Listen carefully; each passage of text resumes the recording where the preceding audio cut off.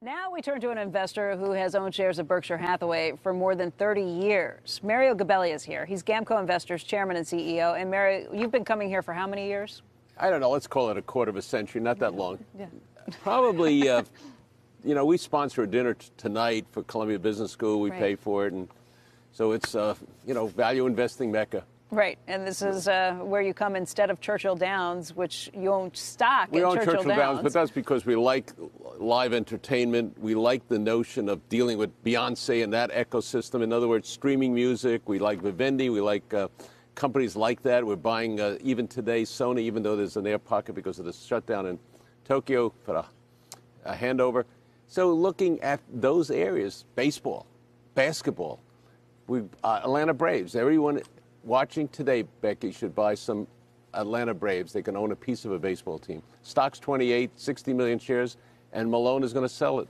You know, live entertainment is great. Years. I understand your thinking on that. But baseball in particular has struggled. There was just an article about how attendance is down another 4% this year, and that's up against a year when they were going against rough weather last year. Everybody thought that was why. What's wrong? What happens with that? Well, I can't tell you anything about that's short in the term. parks. I mean, you know, you're talking about one quarter of the season. They're probably telling me that the Yankees have a marvelous bench. You know, the Atlanta Braves are not doing as well. But I'm not too concerned about that. The answer is past professional and amateur sports betting will put a little extra juice in it. Mm-hmm. What happens is that, just like in Tiger Woods, you were watching the last two holes, people were putting bets on that. And they can do it in real time. And that's going to keep people watching television longer. That's going to be great for advertising. It's going to be great for broadcasters. So it's a terrific opportunity to, like today, Sinclair, which didn't buy Tribune because of their own some issues that they had, regional sports network. So sports works, so baseball. Watching it, they're going to get a piece of the betting, and we think you'll do 30, 40% up, and then you watch basketball. That's interesting. It's not about putting seats or putting people in these seats here. It's about who's watching on television and what you can do with the well, the those revenue streams are it. important, but I'd like to give product and I'd like to give content. On the other side of the coin, you know, you have players like the Phillies hired some chap that makes X dollars per year. I'm even going to one of these games because we're so excited about it. Yeah, so that's kind of what we're doing in that regard.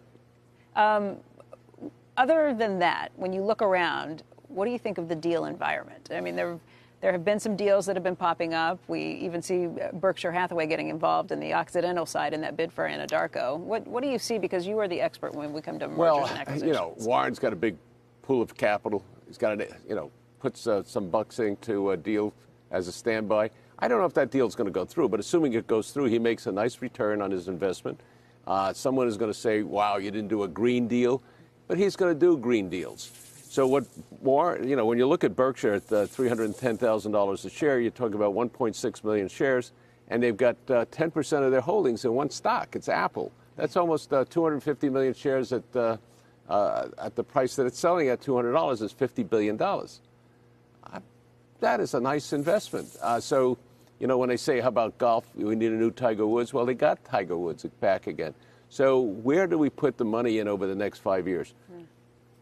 We've got 7.5 billion people, 4.5 billion smartphones. What are they going to watch? Who's going to deliver it? There's 1.4 billion vehicles in the world. How are the Chinese going to do? You've got an air pocket right now. What's going to happen when you go to electric? What's going to happen to hybrids? Infrastructure. A bridge fell in Tennessee. A bridge fell in Genoa, Italy.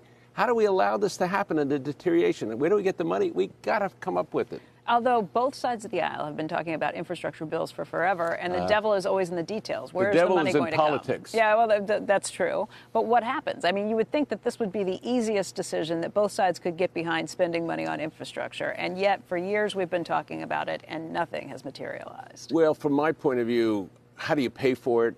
It's not a gasoline tax anymore.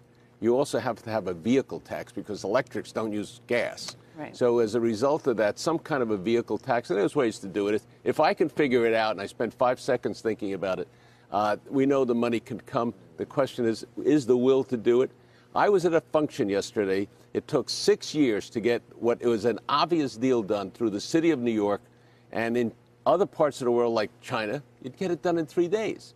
So we have to eliminate the bureaucracy of the not only where do we fund it, but how do we get it done quickly so it's efficiently done.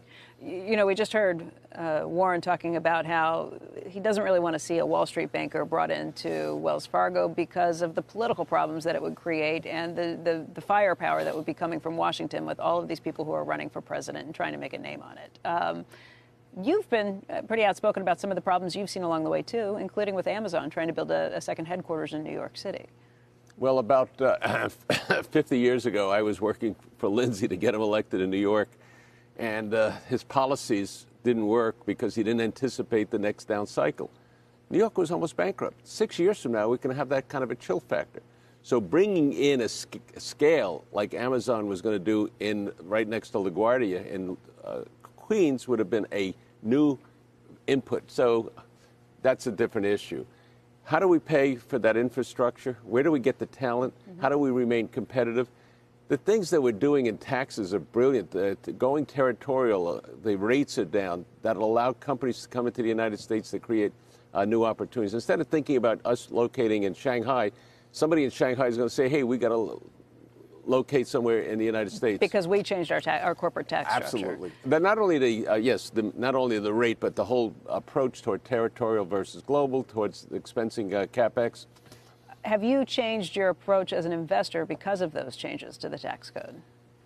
Well, you know, there are companies like Textron, which we like, well-run. The stock is still intriguing. There's 230 million shares. The stock's traded at 53 yesterday, and we think there's a long runway for their airplanes. But a company buying it can take a 100% write-off today instead of just taking it over an extended period of time. So that's an element, but you still have to come up with manufacture it at the right price, sell it at the right price for the right customer, and still the free market works with all of the problems. What's your outlook on the market these days, just in terms of the prices that we've seen? Because both Charlie Munger and Warren Buffett have made comments to us this year that buying a company outright is more expensive than they've seen than at just about any other time. Yeah, that's just echoing what they've said before. Right. Is today's multiple of EBITDA? Becky, when I started the firm 40 years ago, when I started 50 years ago in the investment business, sell-side analyst, 40 years ago, you would buy companies at 3 or 4 or 5 times cash flow. Today, they're 10, 12. So what he's saying is, in light of today's interest rates of 2.54% on a 10-year, will you be able to look 10 years out? Can those multiples that you have to pay today sustainable?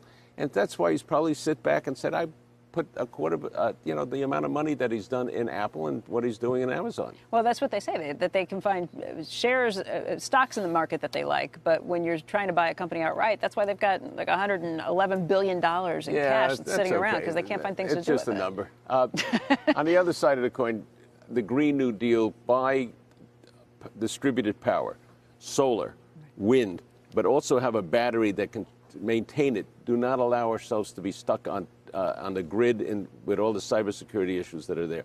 So where would I go? Look, Warren can buy AutoNation. Okay, there's 90 million shares at 40, 3.6 billion, but it's tiny. You can buy Genuine Parts, one of my favorite companies, and they're extraordinarily well managed. A global replacement parts company that benefits from inflation, maintains margins in an industry that's smart, and the stock's selling at 102 with 147 million shares. And they're a great company. But somebody's got to make love. So somebody's got to Charlie and Warren have to go and say, come on, join us. That's not, so there are 2 parts. One is the economic structure. The other one is saying, let's get things started. Yeah, right. Let's get started. So going back to Oxy, that was pretty typical. Now, you asked about the financial engineering. On Monday of this week, Gardner Denver, which has 200 million shares located up in Milwaukee, and I was going to visit them. In fact, I'm there next week on Tuesday or Wednesday. The stock was going to have, drift along at 27.8. KKR, Henry Kravis owned 35% of the company. They bought a system from Ingersoll Rand, and the stock popped 30%. So it goes to show there are pluses in the financial engineering, not only takeovers, but who's spinning off, who's doing it. And Ed Breeden at DuPont is doing the same thing. And so there's always stuff out there. There's always a lot to do. And even though the market's discounted some of the Chinese deal that will come, it'll be okay. Mario, it is always a pleasure to see you. Thank you for joining us this morning. Always a privilege to talk about baseball and basketball. Mario and Beyonce. Of course, the 3 Bs.